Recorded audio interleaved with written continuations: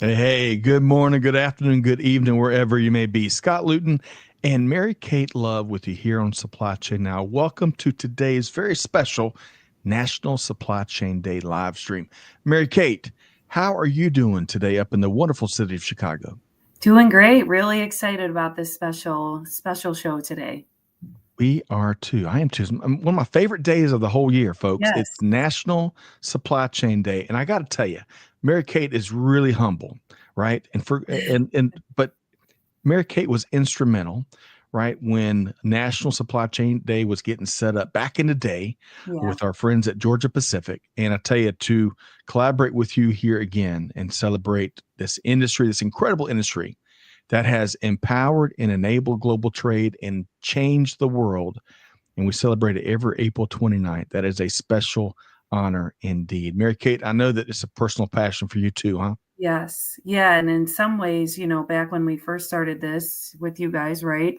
That seems so long ago from a supply chain perspective, how much supply chain has changed since 2020. No doubt. No doubt. I tell you, we're moving the velocity.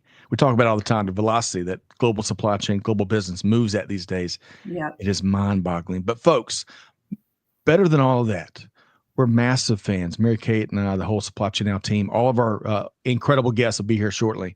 Big fans of especially celebrating the people that make it all happen. That's Yes, even in this golden age of supply chain tech, we want to say heartily to every single professional out there that helps to engineer, source, make, fix, move, deliver, return, and all the many points in between. Thank you, thank you, thank you, thank you. So, over the next hour, we're going to be diving into a wide variety of topics related to end-to-end global supply chain, including some home run guests. Mary Kate, should be a great show here today, huh? Yep. Yep. And super excited. We have people from all different walks of supply chain, which is always really cool to see. It's cool to see, and it's so critical. It is so Yeah. critical because there's something for everybody in global supply chain. And better yet, we need you. We Yeah. need you, whether you're right brain, left brain, whatever Yeah. your passions are. We need you. Two quick reminders before we get started here. First off, hey, let us know what you think. Share your comments throughout this very live discussion. And secondly, if you enjoyed this special show here today as we honor and celebrate National Supply Chain Day, be sure to share it with your friend or your network. They'll be glad you did. Okay. Hey, to that end, I got a couple questions for you, Mary Kate, that you're not getting out of answering, Yes. but a couple things here. Want to welcome in my friend. I think this is Bill Huber from sunny Lake Greenwood, South Carolina. Yes, I'll see you soon in Rotterdam, my friend. Hey, Joshua Paramore. Hello from West Louisiana. Happy to celebrate National Supply Chain Day with everyone. We're glad to have you as well. And folks, Joshua is a U.S. Army veteran that's transitioning into global supply chain in the weeks ahead. So it's great to have you.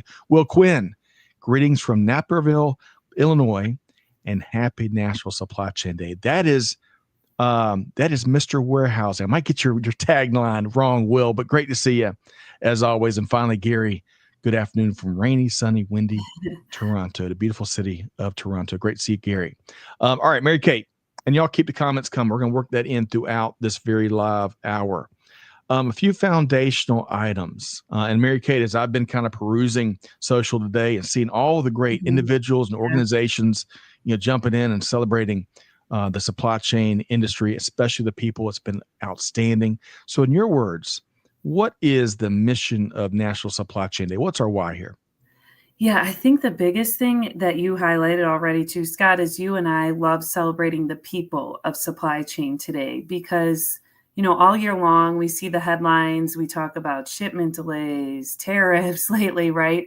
And today is really a celebration of the people that have to work through all of these Mm, things all year long. So, everything from getting your morning coffee in your hand, maybe every day for some people, to something as critical as medical supplies. I think it's important that we step back today and we think about the people behind all the headlines, right? So that's really what we're going to be talking about today. And I think every year on National Supply Chain Day. uh, well said. That context is so important. We know that for some of us here, we get to unplug for an hour and really enjoy each other's company and enjoy this industry, this incredible industry, while other folks are out there making it happen. They're solving Mhm. problems or getting through this really challenging Yeah. landscape. But you know what? Even more so, more important, while we call time out and celebrate this incredible profession, and Mary Kate, with purpose. And I Yeah. want to add to your response, and from all the conversations we've had and our team and all, amplifying our industry and enabling others to do the same, Yep. which helps to generate awareness and understanding, interest, inbound talent, right?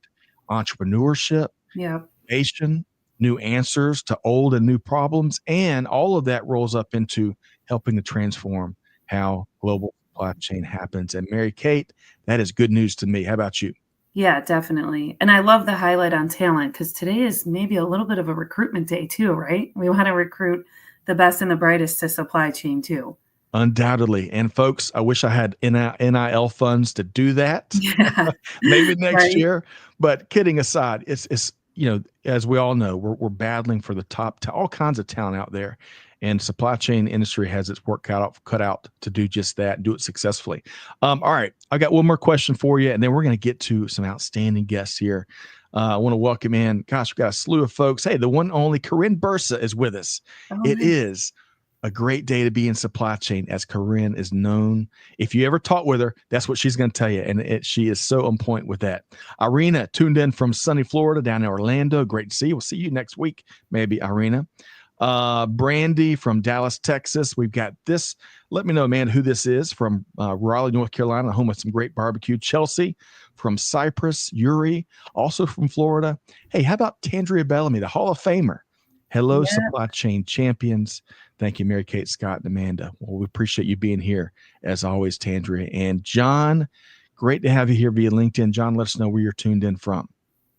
And by the way, that was Thomas Dent from Raleigh, North Carolina. Great to see you. Okay, Mary Kate, one other question, and then we got two quick things to hit before we bring in our esteemed panel. Your vision for National Supply Chain Day in terms of the path ahead. Yeah. So you'll see, I think even from last year to this year, it's growing in terms of reach. You'll see kind of some other people, different ages, celebrating all across the country. And Scott and I have always wanted to see people celebrating National Supply Chain Day in their own way, connected to us, tuning in with us, sharing what they're doing, seeing us as a hub where they can send in, hey, this really cool thing happened with a team member involving supply chain. So we could highlight that too. So we've always really envisioned people, taking it and making their own, and then using this as really the hub where we can all get together the same day every single year. Well said. Well said, Mary Kate. And I can't wait to grow this with you and grow it with all our friends out there around the globe, because that's how Yeah. supply chain happens. Yes. All right, so we got a lot of folks. We're gonna try to hit all these comments. But Jake Barr, I got to bring up Jake here. Jake, the John Wayne of Global Supply Chain, is with us. Happy National Supply Chain Day to all the professionals, he says, who keep our global economies moving. 100%. That's right, Jake. That's right. And we gotta celebrate, Mary Kate, the camaraderie and the kindred spirits in that as well. Okay, folks, as I promised you, we worked hard with agents out there, these people's agents, these rock and roll stars, to secure these three panelists here today, which are dynamos in the world of end-to-end supply chain. They are Ramel Watley, who hosts the Truck and Hustle podcast, Vic Darcy, host of the All Things Circular podcast, and Dr. Stephanie Thomas, a Dynamo professor at the top-ranked University of Arkansas. So they're going to be joining us here in just a second. But I've got one more thing, Mary Kate.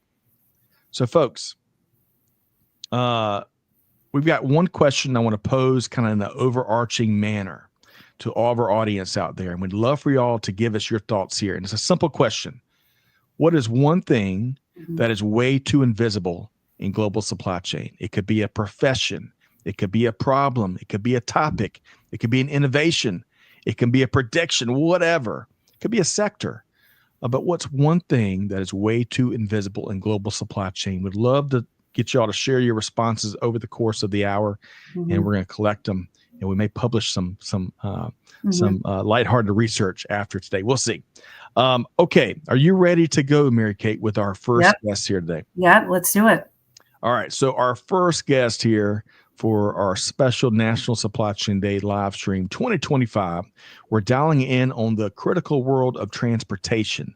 So Ramel Watley is founder of Truck and Hustle, the fastest growing network for transportation and logistics professionals. Podcasts, videos, blogs, social media, Freight Fest, in-person market visits, you name it. I want to welcome in this dynamo, Ramel Watley. But as we do, we're going to share a special message from our friends at the University of Texas at Dallas. From the University of Texas at Dallas, Happy National Supply Chain Day! I love that. I love that, Ramel. Hey, how about them comments, huh? That makes me smile, man. I love that. That's amazing. Well, I'll tell you what makes me smile is following you and seeing the conversations you're having and how you're uplifting the profession, the craft of transportation and logistics. So great to have you here. So we're going to start with this. What is, when it comes to the backbone of global supply chain being transportation and logistics, what should more folks know, Ramel? So first, I just want to say thank you for having me on the show. I'm so happy to celebrate National Supply Chain Day with you guys. In terms of your question, I love how you put that, being the backbone of the economy. And unfortunately, right now, we feel like we're getting our backs broken, right? Because it's been tough. There's a lot of uncertainty right now, especially with a lot of the small carriers out there. But we truly are the backbone of the economy, you know, from the first to the middle to the last mile. It's these truckers, it's these small mom and pop companies who get it done every single day. And, you know, as everyone knows, and, you know, it's cliche to say, but, you know, everything in front of us, everything that you use on a daily basis is, you know, brought to you by, you know, these good people who are the last line of the supply chain. So, you know, it's very important to make sure that we represent these folks every day, especially today. And I'm just excited that you guys chose me to kind of honor our constituents today. Well, hey, Ramel, it's great. I had to go through your agent to get you booked. I tell you, you stay busy. You stay busy. But Mary Kate, I love how he responded there. Yeah. Good people. First off, the overwhelming majority of products, I think somewhere between 70-80% that are transported by our professional truck drivers. We cannot lose sight of that. And number two, the good people that make supply chain happen every day. Your quick response, Mary Kate. Yeah, I think to your question that you posed earlier, Scott, too, just something that is invisible at a high level is sometimes the people, right?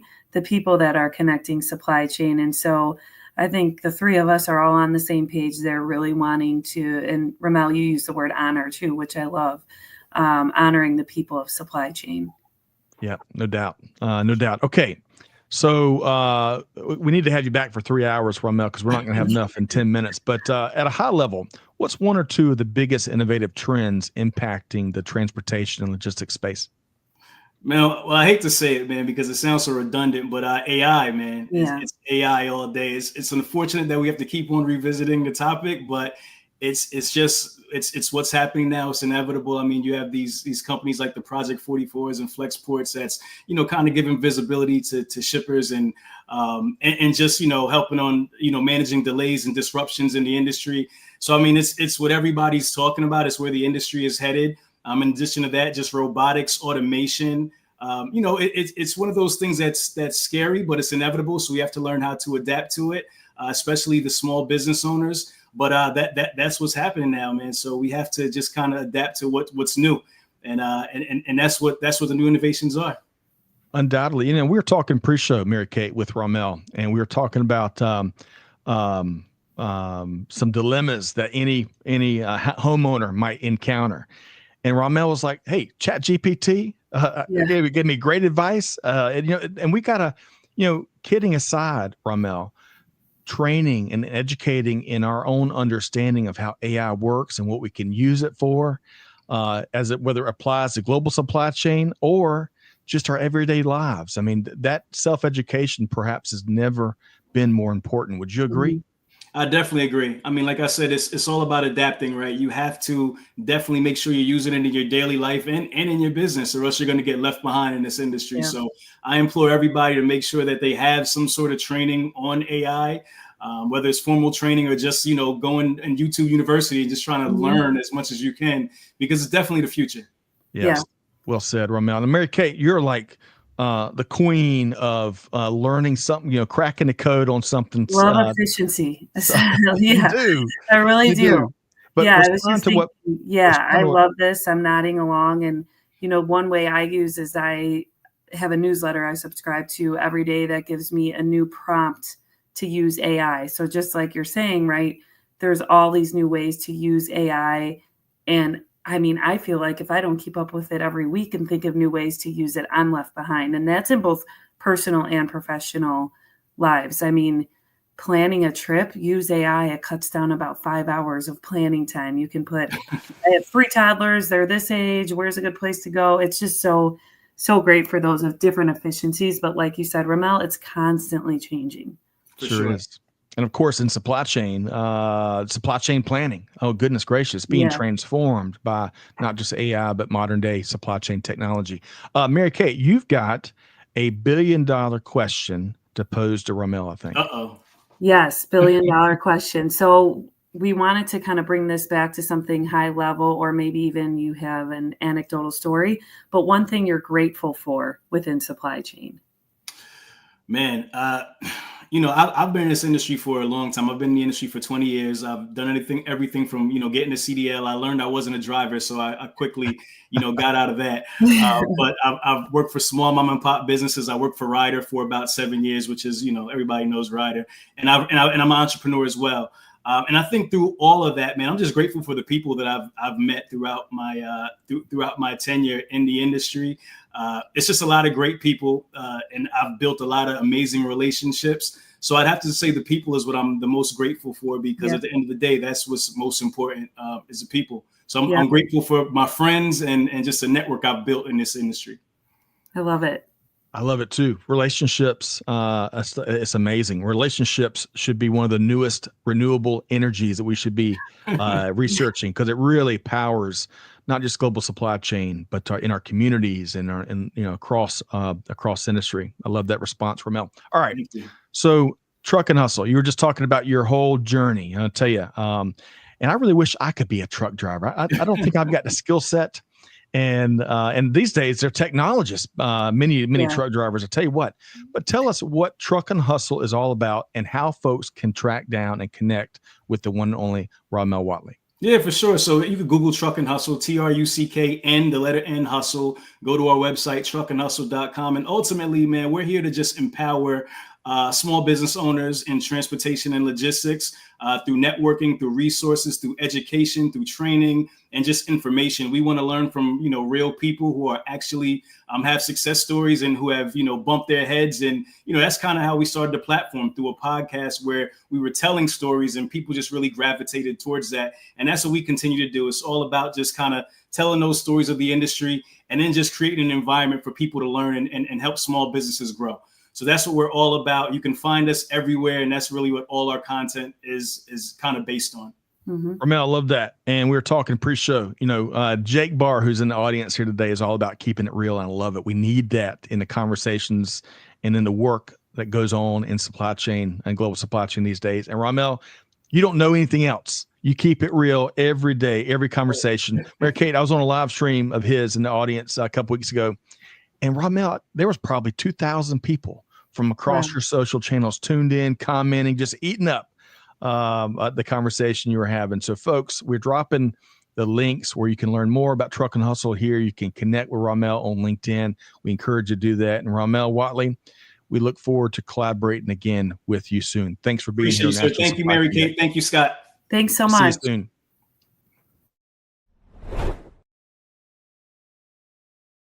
All right, Mary Kate. Ramel delivered here today as we knew he would. And we got 2 more outstanding guests. So stick around for the rest of the show here. But Mary Kate, before we move on to our second guest, we're having folks weigh in on the overarching, I don't know why I do this when I say overarching, but it just makes me do it. Question about what's one of the most invisible things in global supply chain. And we mean that very in big picture, right? Yeah. And let's see here. We had a couple of responses already. I'm going to share. To see what people are saying. Yeah. here we go. From Gary, risk management, Mhm. change management, and optionality. Gary, Yeah. excellent response there. Matthew says, culture collaboration is a Oh. challenge globally. That's a I good love one. that. It is. Bill Huber talks about the collaboration between the procurement and manufacturing and finance teams. Mhm. Also, he's speaking to pricing, rate negotiations, tariff terms, understanding, and management, even before the current craziness, Yeah. which is a great call out. Managing tariffs, global tariffs and trade isn't just all of a sudden new. Right. But as Bill continues to say, is often unseen, but one of the most critical elements of success in the supply chain management of any company. Well said, Bill. So, folks, y'all keep that coming. Again, that question's a simple one. What is one thing that's way too invisible in global supply chain? Okay, Mary Kate, I'll tell you, Ramel sat at the bar. We got two folks that are going to be doing cartwheels over it. Are you ready for our second guest? I'm ready. All right, our second guest, Mary Kate, is going to be shining a big old light into a world that many people are unfamiliar with: reverse logistics and returns management. Now, Vic Darcy is a circular economy strategist, business advisor, founder, keynote speaker, and much, much more. She's also host of the All Things Circular podcast that you can find wherever you get your podcast from. So I want to welcome in Vic Darcy. But as we do, we're going to share a special message from our friends at California State University, Long Beach. Happy National Supply Chain Day from Cal State Long Beach.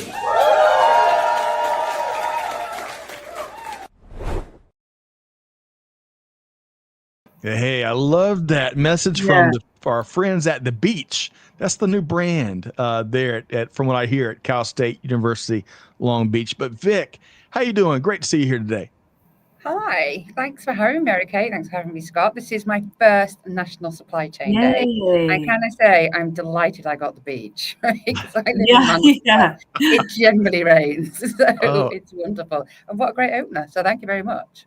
Oh, you bet. I tell you, the energy in those just first two clips, we need to hook it up to the power grid, and it can drive cities here and there. But Vic, wonderful to have you here on National Supply Chain Day. And let's start with this. That reverse logistics world in a nutshell. Again, it deserves its own multi-hour conversation, but tell us about what folks should understand about the reverse logistics world. Okay, so in the nutshell, it's everything that happens after you've sold the product, the asset, the whatever it is, the service. It's what happens after. It's the return of it, it's the repair of it, it's the refurbishment of it, it's the recycling, it's the resale of it. So it's everything that happens to that product after its first journey. I've got actually a great metaphor. Because if you think of traditional supply chains a bit like a paper aeroplane, right. What you're really saying is that paper aeroplane has to land perfectly every single time. Mm-hmm. And we know the world does not work like that. It's not that simple. So what reverse does is reverse catches that paper airplane, or it picks it up, it repairs it, it repurposes it, and it sends it off on another flight.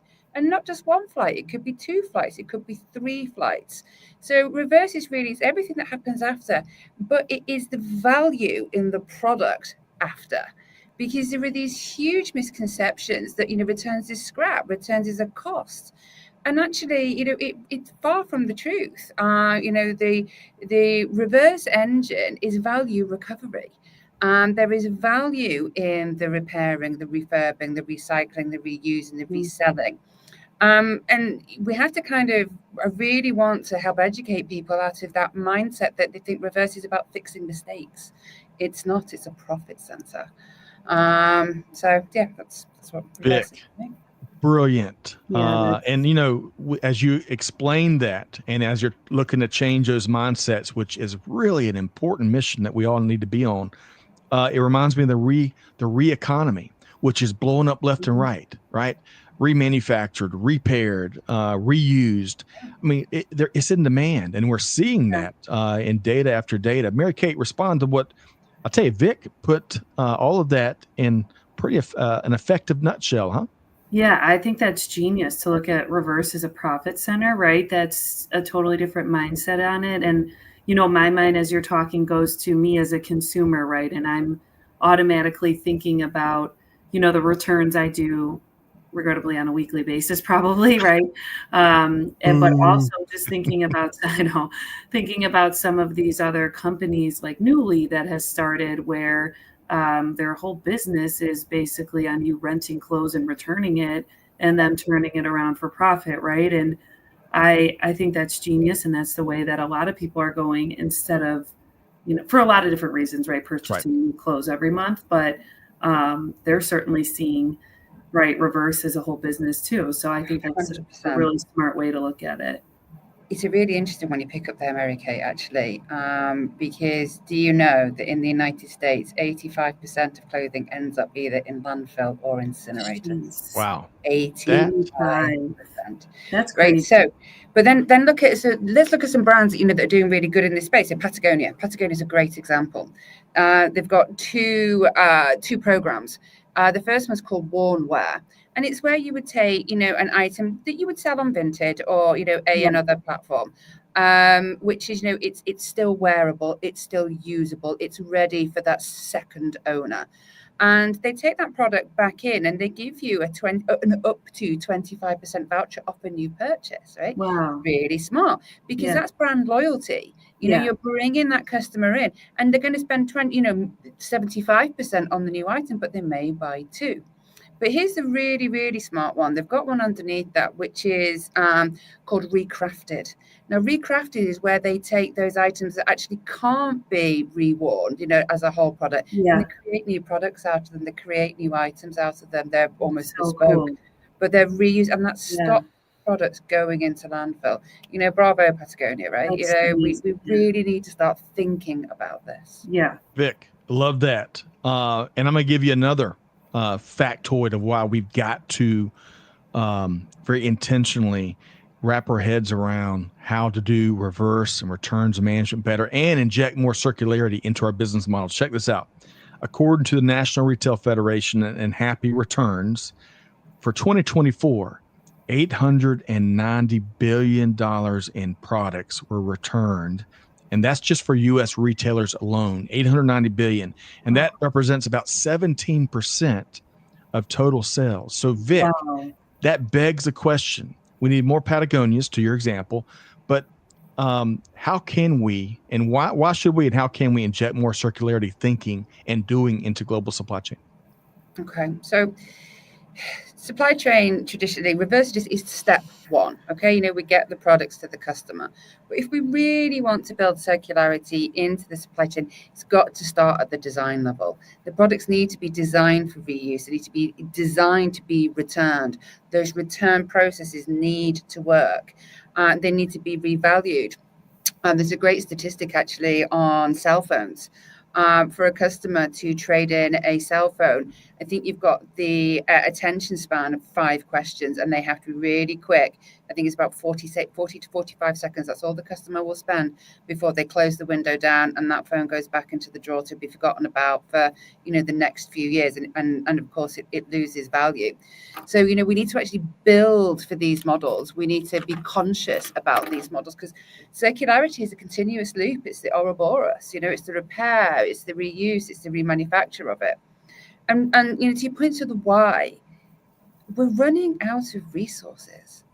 I'm just actually going to say that again. We're running out of resources. Now, let's just take AI was brought up, right? There is 400 billion, I think, was announced in February from the US government of investment into data centers. UK did the same within the same week, only 40 billion. So, the size of the economy is different. But if you would just to look at the semiconductors that are needed to power those data centers, they require what are called hard metals. Hard metals are, they're scarce, right? And they're scarce in the Earth's crust. They're very difficult to get out. They're extremely difficult to recycle, and we haven't got enough of them. So I'm just like, okay, so you want to build $400 billion of data center. Where are you getting those critical elements from if we don't start building true circular models? And just to add into that, 90% of rare earth elements are controlled by China. So not only are we looking at scarcity, we're looking at volatility. And that volatility is, scarcity is price. Copper. People don't realize we're staring down the barrel of a gun with copper. Mhm. We're looking at a 30 metric ton shortfall. We haven't built a new copper mine for 20 years. Wow. The copper that we're getting out of the existing mines is not as good a grade. It's degraded. You know, and like the biggest copper mine at the moment is in Chile. I think it's in the Andes. You want to stand up a mine at 5,000 meters above sea level? Good luck. Right. So, You know, so yeah, there's lots of reasons why. Yeah. no, I admire your passion. And you know, we've talked here long before here today. I love, more importantly, what you're doing out there. We're going to touch on your podcast in a minute, because we got to make the industry and folks outside the industry more aware, and educate them, so we can do more and take action on these, on the why that you're posing here today. So, Mary Kate, we shift over. What's your $1 billion question you're posing to Vic here today? Yes, I'm excited to hear your answer. So we're asking everyone, what's one thing you're grateful for in supply chain? So you'll probably understand why when I say this. It's to my personality. I'm grateful for disruptors. I'm grateful for the brave, the people that stick their neck on the line, the people that say, hang on a minute, the people that challenge the status quo, the people that look introspectively at themselves, maybe look at their children and go, actually, no, we have to stop these behaviors for the good of the collective. It may not seem like the easy choice of the business, although there are absolute paths to, you know, making reverse and making the circular side of business profitable. It may not be the easy choice there. And it's those people that stick their hands up and say, no, we're going to walk forward with purpose. Oh, Yes. Vic. Mary Kate, that's almost poetic. And truly. A great gauntlet to throw down here today. And I captured some of that. I'm going to go back and have to review the tape, but the disruptors, the brave, those that challenge the status quo. Yeah. Folks, if you're outside of supply chain right now, but that appeals to you, jump on board. We need you. Mary Kate, your quick reaction to what Vic is grateful for. Yeah, I think the disruptors feel the pressure of everything, Vic, you just said. They're the ones that are looking ahead. So they see this, you know, our resources are dwindling fast, right? So disruptors see ahead and they're able to kind of beat everyone else to the punch, right? And they help to find there is a better way. That's the good news, folks. There's a better way to address everything that Vic has shared here today. There is a better way, but to your point, Mary Kate, what I heard you say is we got to find more disruptors that want to kind of push aside how things have always been done, because that's not what's going to help us address those challenges Vic has shared. Vic, we want to make sure, again, we need a couple more hours for each of our outstanding guests here today, but the good news is also folks can learn a lot more on your podcast, All Things Circular. So tell us what your primary mission is there and how folks can connect with you. Okay, so yes, I'm co-host of the All Things Circular with my esteemed colleague, Mr. Rich Bulger, who is very well known in the supply chain and reverse logistics world. What we're about taking the whole circular economy and busting myths. It's not just about the theory, it's about examining what's really happening. We want to break down the circular economy into real world stories, but also make it actionable. And that's the good and the bad. We don't want it to be sycophantic. We want to come in and have tough conversations to really begin to challenge the way that linear economies are working. We have guests which are leaders from sustainability, from logistics, from commercial officers to finance people across all sorts of industries. We talk about their success stories and their setbacks. So I think it's the first real one of its kind that I know of, where we are taking the viewpoint and say, okay, how can we help people action something? How can we inspire somebody to be the disruptor, to put their hand up and go, actually, I think my business could benefit from that. I'm going to put it forward. Mm-hmm. I love that, Vic. And folks, I'm telling you, Vic's done it. It's not just passion. She's been there and done it. And Rich, like Vic said, he wrote the book. Going Literally. Circular. If any of this appeals to you, go find Going Circular, wherever you get your favorite books from, hopefully your local bookseller. But also, you can learn more at allthingscircular.com. Tune into those conversations Vic and Rich and Damien have been leading. And one more call out that I bet you're a fan of, Vic. I was connecting yesterday with my dear friend Tony Schroeder and the Reverse Logistics Association, the RLA.org. That's a great resource for many of these conversations, too. Would you agree, Vic? Oh, yeah, we interviewed Tony. Great episode. Outstanding. Okay. Well, Vic Darcy with All Things Circular. Check out the podcast. Vic, thanks so much for being here today. Thank you. Can I leave you on one thought? Sure. Okay, so if we think about it, and I just like people to just take this one thing away from them. The linear economy built the supply chains of today. The circular economy will build the world that we want to live in tomorrow. Ooh, I like That's that, great. Vic. I like that. So, Vic Darcy, All Things Circular. We'll have you back soon, my friend. Have a great afternoon. Thank you. Thanks, Vic. Bye, everyone. Cheers. Bye. Bye.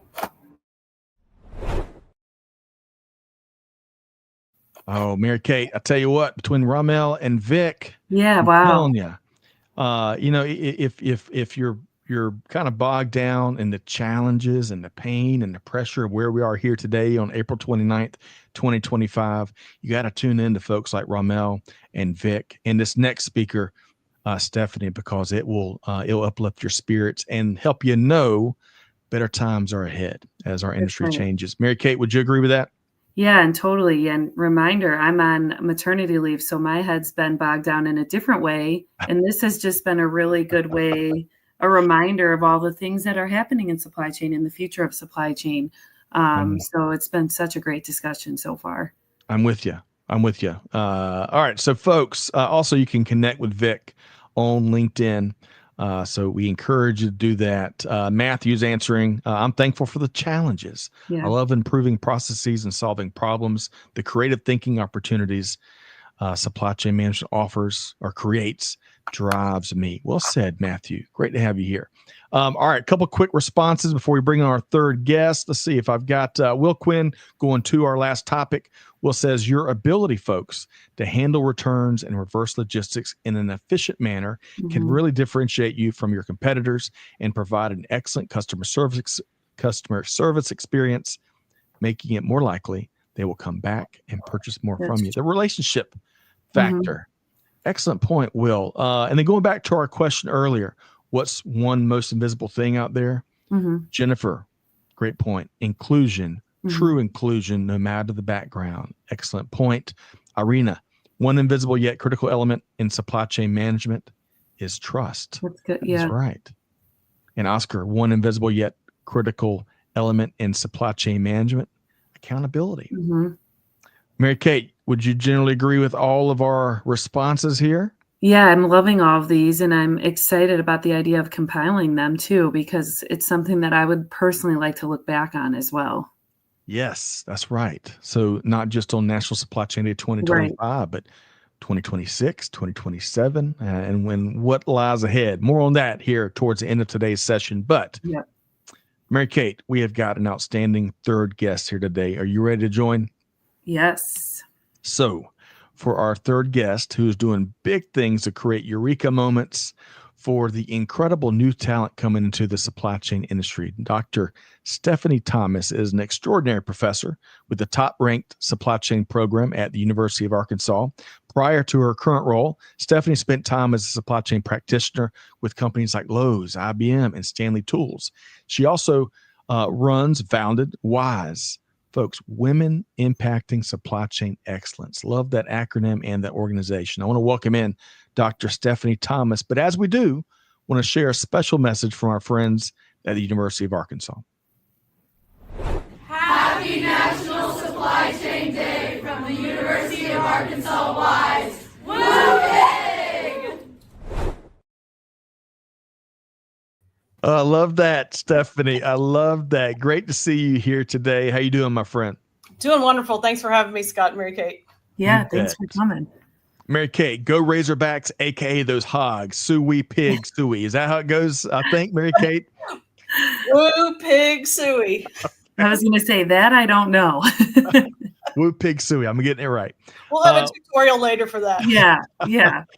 Well, great to have you back. Hey, Stephanie, really quick. You meet with the movers and shakers across global supply chain all the time. How great was it to hear from Ramel and Vic earlier? Did you catch any of that?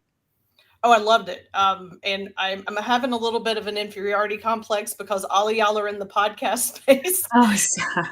And I am not. I just drone on to undergrads and try to tell them that supply chain is cool. You're basically hosting a podcast every day in a classroom. That's right. A very I need important. my game because I think y'all have got better voices for this than I do. Not at all. A very consequential podcast at that, Mary Kate. But hey, Dr. Rod Thomas, Dr. Stephanie Thomas, y'all both joined us on the podcast not too long ago. We'll have to drop the link. And your daughter, Catherine Thomas, is doing great things already in global supply chain. So what a household here.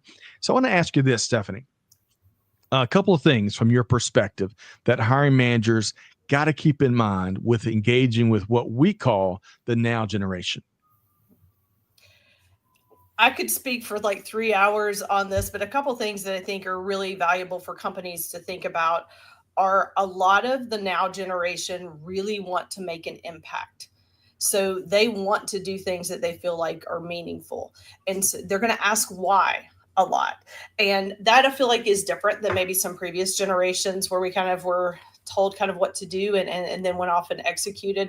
They're wanting to know that there's a purpose behind what they do. I know a lot of organizations feel challenged, just like everybody has since the beginning of time. Each generation kind of has their own nuances.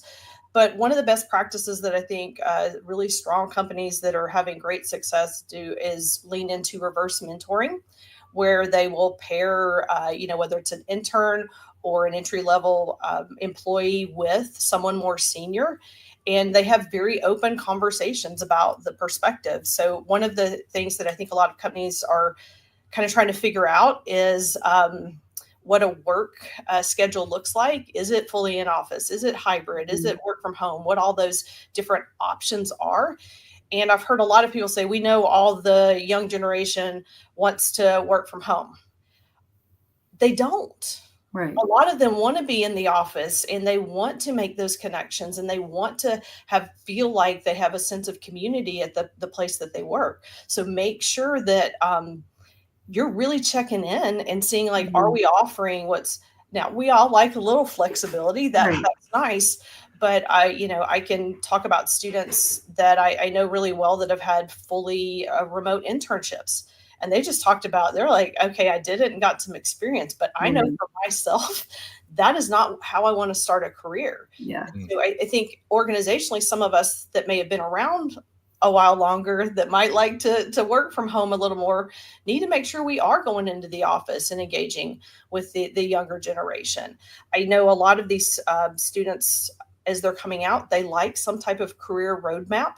And we haven't always done a great job of saying, here's where you can go in this career. And it doesn't have to be 100%, even if you can just say, here's the options. And I know with a lot of young professionals and students, culture is a big deal.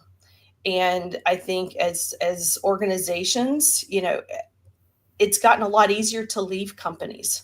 Yeah. And so if we're not taking care of our employees, if they don't feel like inclusion was mentioned earlier, if they don't feel like they belong, it's very easy to go somewhere else, especially if they are in remote roles where they're not having to move or make big, significant life changes to make it happen. Yeah. Man, that's quite an opening salvo. Mary Kate, what'd you hear there from Stephanie? Yeah, I love this topic. Actually, when at an ASCM conference last year, we did a whole entire panel about mentorship, and these exact topics came up, and the reverse mentorship, right, is super important. But this really special time of when you start off your career, it's impossible not to be successful without mentorships, both formal and informal, right? And a lot of that comes from in-person. And just simple things like observing the culture, like you said, becoming part of the culture, having those informal mentorships with a variety of ages. And I love this idea that mentorship is not someone starting off their career in the CEO. That's really not what it is, right? You can have a mentor your same age. You can have someone younger, someone older. I think it's required for all ages of your career, but especially that very special time, your first job right out of college or out of your first training program, I think is super important. Well said. Well said. And the first part of your response, Mary Kate, you mentioned ASCM. Hey, big thanks to our friends at the Association for Supply Chain Management. You can learn more at ascm.org. Appreciate their support and getting the word out about National Supply Chain Day. Okay, Stephanie, this is going to be, I bet you could speak for hours about this next question I'm going to pose to you, but what excites you the most about the future of global supply chain, especially based on all your hourly interactions with students? Your thoughts there, Stephanie? So personally and professionally as a professor, I love the fact that I can say I'm in supply chain management and people don't give me a blank stare anymore as much. I'm not saying there's not some of that, but for a long time, nobody knew what supply chain management was. And so, COVID helped and a lot of other things that have been going on in the world, while there are challenges that as supply chain professionals, we have to figure out and deal with, they have increased awareness. And through that increased awareness, supply chain as a career and the different opportunities is more top of mind than it's ever been for students. And that's not just at, the university level with, say, undergraduates. More and more, you're seeing high schools and even middle schools start having conversations about supply chain management, which I think is huge. Because as we all know, there's lots of different jobs in supply chain. You can go through an undergraduate career while you're working in supply chain. So you're working it, learning it, and developing skills, paying for it, and then still getting the degree on top of it. It doesn't have to be an either or you don't have to just find a job that maybe not giving you skills that are furthering your development. And, it's so fun to see the excitement and the enthusiasm of these kids when that light bulb goes off and they're like, wow, this is cool. I can make an impact. I can contribute to the success of an organization. I can help solve big problems. There's not textbook answers that we've got to figure out. Now they have to sometimes rewire their learning about looking for a textbook answer, but the adults don't have it all figured out. So there's still room for me to make a contribution. And that is so powerful. Well said, Stephanie. And Mary Kate, one of the things that Stephanie mentioned there made me think of, the global supply chain ecosystem is so broad and so wide, and there's so many different career paths based on what you want to do, where your passions and your skill sets are. But you don't have to have a pilot's license, like you do have to do to fly a plane. You don't have to have a CPA like you have to be an accountant. Right. In so much of different roles and positions within supply chain. And that is a beautiful thing. It's very empowering in many ways and unlimiting in many ways. But Mary Kate, your thoughts on Stephanie's excitement about the bright future of global supply chain?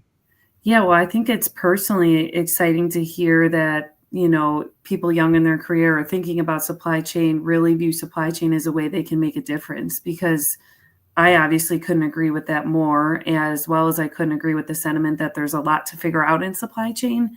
And so I think being able to attract students and people that are wanting to make a change, supply chain is a really great career path to go down. And you can have so many jobs in supply chain, and you could keep changing jobs in supply chain. So it's just a really exciting career.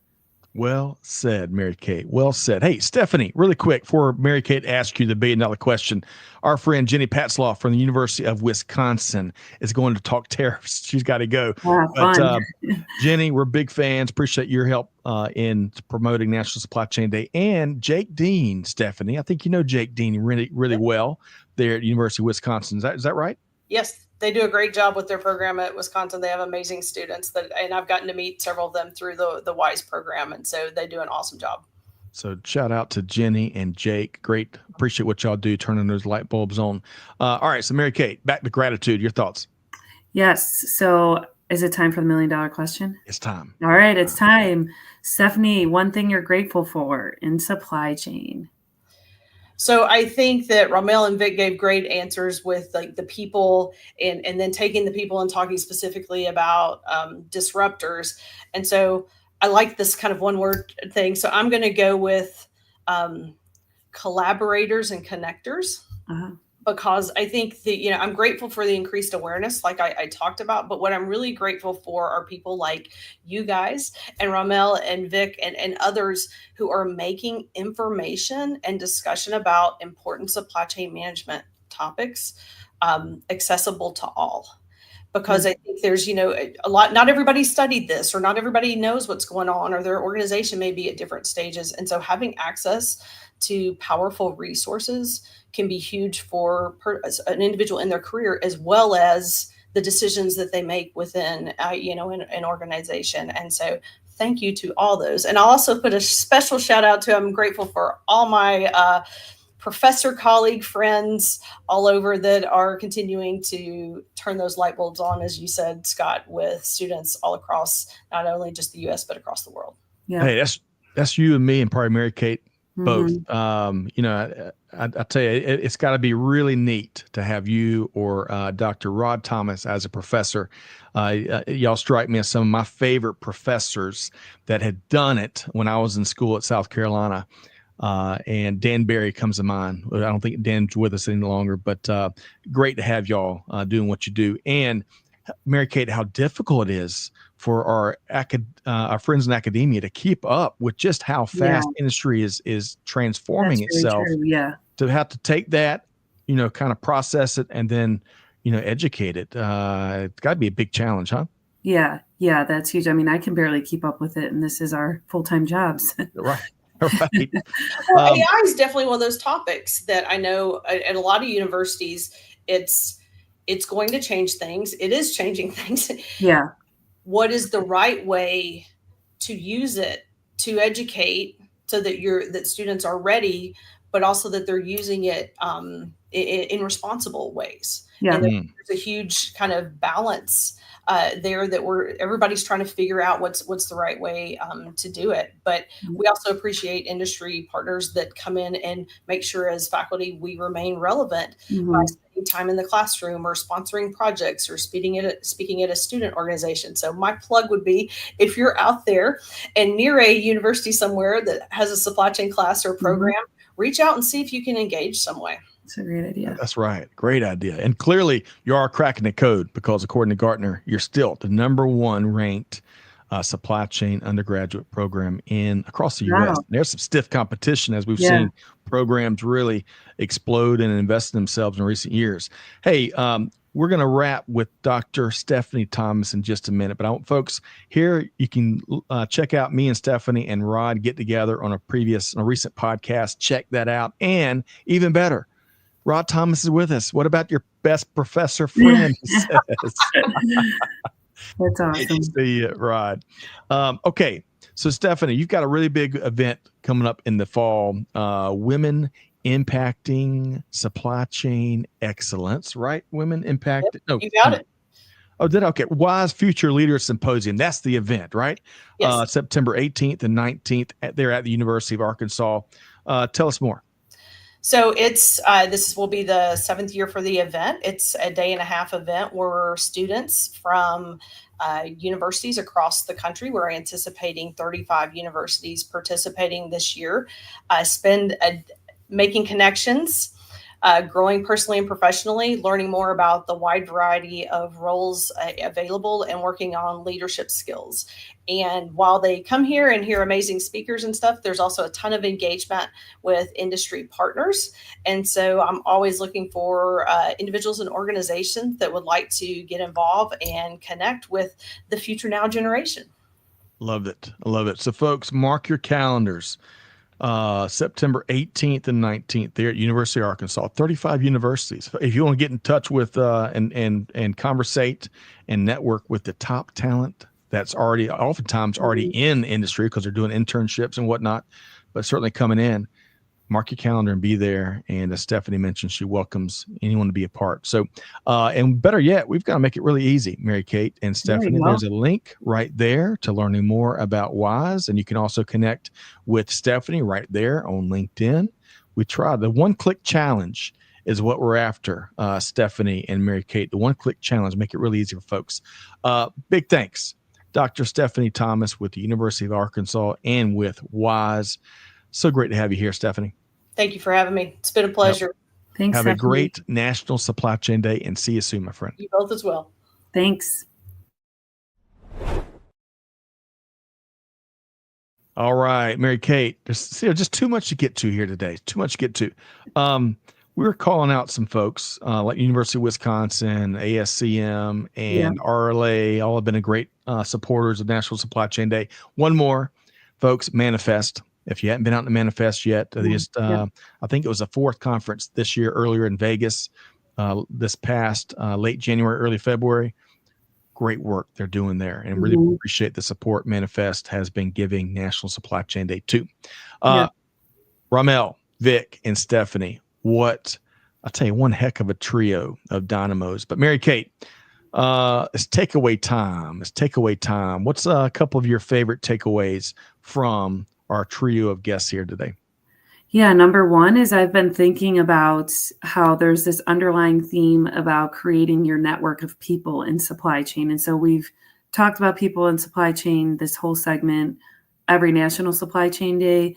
But I think creating a network of people or having those people, someone brought up the word trust, people that you trust in supply chain is a bit old school, but it's never going to go away, right? We were talking about going in office to create connections. We're talking about having good partners in supply chain.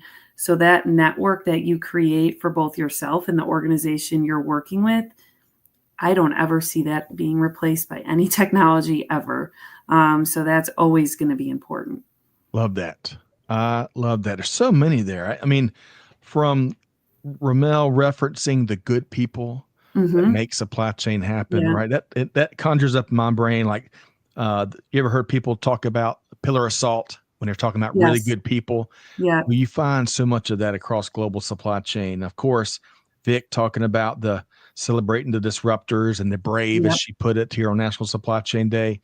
And of course, Stephanie, who wouldn't want to be in one of Stephanie's classes, not only for what what you learn, but we all need to wear shades because the future of supply chain, despite the challenges that's inherent in the industry, it's what we all sign up for. It is very bright and it's amazing, the transformation. See, Joshua talks about how using AI responsibly is $1 million answer. Joshua, that's a great call out. And you know what? It's probably gonna be a lot harder and more challenging to meet that dead on as technology continues to get more and more capable. Would you agree, Mary Kate? Yeah, I totally agree. I mean, I think that's a question that hasn't even fully been defined on how to do it, right? Excellent point. We've got one more video, folks. One more video. And we love seeing these members of the now generation celebrating National Supply Chain Day. Oftentimes it's the career they're going to go ahead and do big things in if they aren't already. But before we share, I'm going to share this really quick. It's a big comment, but this is our friend, Professor Mohib with Wichita State University, doing great things in supply chain. And really quick, Dr. Mohib says, I agree with your perspective, Stephanie, on connecting students to the real world environment of supply chain management as early as possible in their academic careers. He's got 60 students in his operations management class there at WSU. And they're all conducting individual case studies or term papers on the organizations where they currently work or have interest in. Very cool. Dr. Mohib, love that. All right, so Mary Kate, this is a special one for you. It is from our friends here at the University of Illinois, home of the Fighting Illini. You're an alumnus there, so let's play this video. Happy National Supply Chain Day from the University of Illinois. Happy National Supply Chain Day. Love that. Here I say we save the best for last. I can say that, right? You'd get there'd be some debates there, maybe. All four, and of course, all four remarkable. I've got so much respect and pride in what students and young professionals, whatever the right term is, Yeah. that are learning but doing at the same time, Mary Kate. Yeah. It is such a wonderful aspect, huh? Yeah, that always reinvigorates me on today is thinking about the future of supply chain, as you said, and as Stephanie highlighted, how these students want to make change and have ideas and want to make connections and want to get going. That's right. That is right. As David, our dear friend David says, that was awesome. There we go. Heavy hitting analysis there. David, great to have you here, my friend from Canada. I hope that things are going well for you. And also want to share two other quick comments before we wrap here today. Let's see, Derek, our friend Derek, who's with us on some of these shows from time to time. He's celebrating this week at the American Supply Chain Summit. So if you're there, connect with Derek Chairs. Maybe next year we can make some merch, National Supply Chain Day merch. Undoubtedly. Well, that's what I'm about to ask you. A quick glance ahead. Yes. Let's see. Matthew's talking about he loves. I think we hit this. Matthew was celebrating the complexity that supply chain management offers. And one more here that I want to offer down here. Joseph says, big thanks to the presenters and special guests today. Many great viewpoints. Love the unifying theme of leveraging progress through technology, automation, and AI to foster more human connection instead of the other way around. We all need to champion those ideals as AI becomes much more ubiquitous. I was hoping I could say that right. Ubiquitous. All right. So Mary Kate, let's see really quick. If I know we're already over, but that's okay. We got a lot of stuff to celebrate the whole industry in an hour. What's to come? What do you think? If you had to break out your crystal ball and look at next year and beyond, what do folks expect? I could see even more people celebrating and sending in videos like the ones we saw across the country, right? And maybe we highlight some challenges that were overcome by specific people in supply chain next year. And maybe we do an in-person event, just maybe. Ooh, I like that. Yeah. I like that. It's funny. As I'm shaking my crystal ball, all that is exactly what I see ahead. Love it. Especially market visits, doing things in person as we celebrate a global industry. So love that, Mary Kate. Appreciate your leadership and forward-looking leadership at that. So really appreciate that. Okay, I want to issue a challenge, Mary Kate, before we wrap. I'll give it your last word in just a second. But folks, we got a challenge out there that we need to spike the football on. I love what we've done over the last hour. All the great comments, all the folks that could be here, our panelists, hearing from Mary Kate. Big shout out to Amanda and Joshua behind the scenes. But folks, we got a lot more work to do. Because it's about what we do in our neck of the woods, not just virtually, but in person, to serve as critical ambassadors for our industry. And even more important, it's about showing gratitude for all the wonderful people that make supply chain happen each and every day. Folks, y'all know it. There's always a lot of pressure on the people of our industry to deliver and make things happen. And especially right now, as global trade tensions, I don't have to say this to anybody, y'all know it. Global trade tensions have become elevated. There's no time like the present, though, to keep finding new ways to lift supply chain professionals up and recognize the extraordinary work that they do every single day. Mary Kate, I bet you're kindred spirits in this regard. Your thoughts? Yes, I think say thank you to someone, connect with someone in supply chain. I think it's always good to take a step back like we did today and think about the bigger picture. That is right. Taking a step back, thinking about everything else going on, maybe in your blind spots, maybe stop to think about the future when we solve a lot of the current ills, and showing gratitude, folks. The next UPS delivery you get, stop and thank that driver that works their tail off every single day. And that's just one element out of many. But Mary Kate, again, appreciate you being here. Big thanks to Ramel Watley, Dr. Stephanie Thomas, and Vic Darcy. Folks, make sure you check out their podcasts and their events, and of course, connect with them on social. Gabrielle is sneaking in here from the University of Oklahoma. Go Sooners. Looks like she's plugged into both the Apex and the WISE ecosystem. That's terrific. Folks, hopefully you enjoyed this conversation as much as I have. Happy National Supply Chain Day to all of you out there. So we're going to leave this show And we're all going to be on a mission to uplift our industry and its people. And you know what powers that? It's deeds and not words. So on behalf of Mary Kate Love, our entire team here at Supply Chain Now, we challenge you to do good, give forward, be the change that's needed. Happy National Supply Chain Day. And we'll see you next time right back here on Supply Chain Now. Thanks, everybody.